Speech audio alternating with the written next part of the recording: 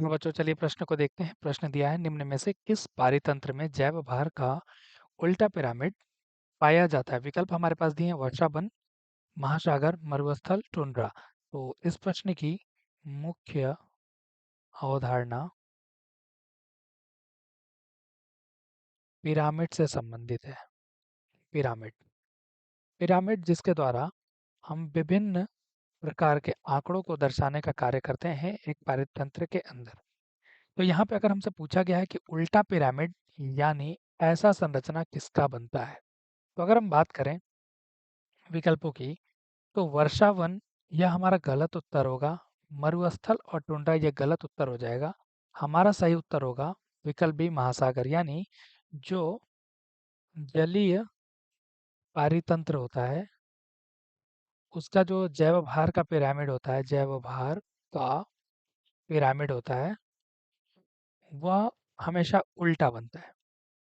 उसका कारण अगर हम बात करें तो सबसे पहले हम देखेंगे जो उत्पादक होते हैं, उत्पादक के तुलना में जो प्राथमिक उपभोक्ता उपभोक्ता होते हैं उनकी संख्या ज़्यादा देखने को मिलती है।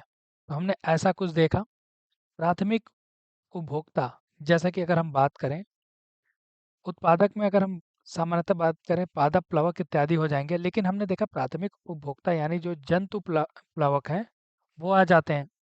इसके बाद हम देखेंगे द्वितीयक उपभोक्ता, जैसे कि कुछ छोटी मछलियां आ जाएंगी जो कि इन जंतु प्लवक पे अपना भोजन प्राप्त करेंगे।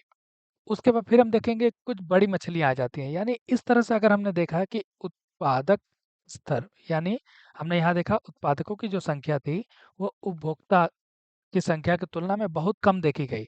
और यहाँ अगर हम बात करें जलीय पारितंत्र में, तो हर जो पोषी स्तर होता है, पोषी स्तर या पोषक स्तर की बात करें, हर पोषक स्तर में जो सदस्यों की संख्या होती है वह बढ़ती हुई नजर आती है। तो इसलिए जो जैव भार का उल्टा पिरामिड होता है वह जलीय पारितंत्र का देखा जाता है। तो हमारा सही उत्तर विकल्प भी महासागर हो जाएगा। आशा करते हैं इस प्रश्न का उत्तर आपको समझ में आया होगा। धन्यवाद।